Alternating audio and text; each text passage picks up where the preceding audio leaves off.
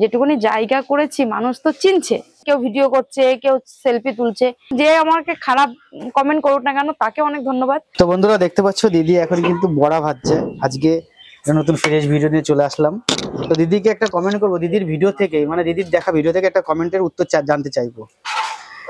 যে একজন কমেন্ট করেছে এমন একটা ভাব নিয়ে সবাই দৌড়াচ্ছে, মানে সাধারণ মানুষকে বলেছে এমন একটা ভাব নিয়ে সবাই দৌড়াচ্ছে যেন তোমরা সুপারস্টার আর কি।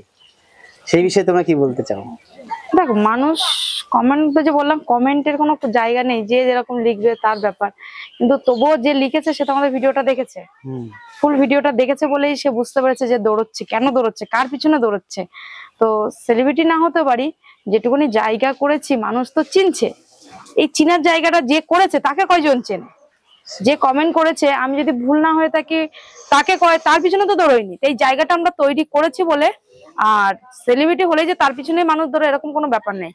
আমাদের বাড়িতে বলো আর যেখানেই বলো, একটা মানুষ গেলে সবাই দেখার জন্য একটা আগ্রহ থাকে, যাদের ফোনে দেখে।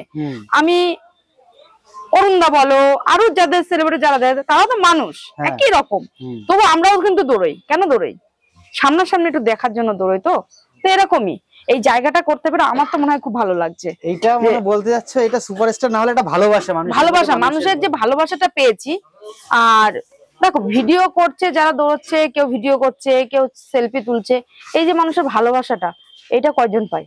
যারা পেয়েছে তারা অন্তত জানে, তারা সেই ফিলটা করতে পারে। তার জন্য কোনো সেলিব্রিটি হওয়ার দরকার নেই।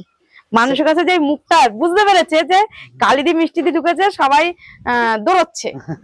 এই যে তোমরা চিনেছো, না চিনলে তো বলতে না যে কারা, দেখতেই না একদম। আমাদেরকে হয়তো পছন্দ করে না বলে হয়তো কমেন্টটা করেছে। যদি পছন্দ করতো তাহলে না বুঝতো যে এরা গেছে বলে মানুষ মানে এমন ভাব করছে, আর যারা ভিডিও করছে তারা কেন ভিডিও করছে, কেন ভিডিও, এইটা যদি তাদের বুঝতো তাহলে তাই কমেন্টটা করতো না। আমার কাছে মনে করতো যে আমাকে খারাপ কমেন্ট করুক না কেন তাকে অনেক ধন্যবাদ ভিডিওটা দেখার জন্য। হাততালি হয়ে যায়, সত্যি সুন্দর উত্তর পেলাম দিদির থেকে। আর দিদির যারা তোমরা কমেন্ট করো না, যে কে খায়, কে যায়, কে দেখে, কে এদের ভিডিও দেখে, কেন ভিডিও করে, অনেকে কমেন্ট করো ব্লগারদের খেয়ে কোনো কাজ নেই। তাদের জন্য বলছি, সত্যি আমাদের খেয়ে কোনো কাজ নেই। আর আমাদের খেয়ে কাজ নেই বলে আমরা এই সুন্দর সুন্দর ভিডিওগুলো তোমাদের প্রেজেন্টেশন করি, আর তোমরা ঘরে বসে তার মজা নাও। তোমাদের সময়ের কাজের শেষে বলো, সময় দিনের শেষে বলো, একবার হলো ভিডিও দেখে এসে খেয়ে যাও। প্রমোশন না, এটা কোনো বলবো যে দিদির সামনে দাঁড়িয়ে বলছে তা না, খেয়ে যাও, কথা বলো, ব্যবহার অনেক অনেক অনেক ভালো সবার থেকে। অন্যদের যাদের ভিডিও দেখো তার থেকে মিষ্টি দিয়ে কালিদির ব্যবহার 1000 গুণ ভালো। সেলিব্রিটি ওইভাবে হওয়া যায় না, মন যদি ভালো থাকে না, সেলিব্রিটি এমনি হয়ে যাওয়া যায়। সেলিব্রিটি হতে গেলে ভাইরাল হতে লাগে না, সেলিব্রিটি হতে গেলে একটা সুন্দর মন থাকা দরকার।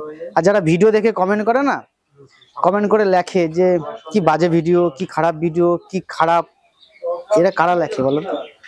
ভালো মানুষের টাইম নেই, যারা একদম সত্যি সত্যি মেন্টালি ভালো মানুষ তাদের টাইম নেই কমেন্ট করার। এটা কেউ খারাপ মাইন্ডে নেবে না, যারা সত্যি ভালো তাদের উদ্দেশ্যে নয়। যারা খারাপ ভালো দেখায় সমাজের সামনে কিন্তু তাদের মনে রয়েছে খারাপ কমেন্ট করার ইচ্ছা, তাদের উদ্দেশ্য বলা যে ভালো শুধু মন থেকে হলে হবে না, কমেন্টও ভালো করতে হবে। অনেকে খিস্তি লেখে, কি কাঁচা কাঁচা খিস্তি, দেখে আমারও খারাপ লাগে, আমার নিজের ভিডিও তো করে। তাদের উদ্দেশ্য বলা, হ্যাঁ অবশ্যই কমেন্ট করবে, ভালো মানুষের মতন কমেন্ট করবে। তুমি তোমার পরিচয়টা কমেন্টের মাধ্যমে সবাইকে দাও। আমি আমার পরিচয়টা দিয়েছি, আমি খারাপ, কিন্তু তুমি কেন তোমার খারাপ পরিচয়টা দিচ্ছ? তো চলো, অনেক কথা বললাম, ভালো লাগলো তোমাদের সঙ্গে কথা বলে। তো বাই, টাটা।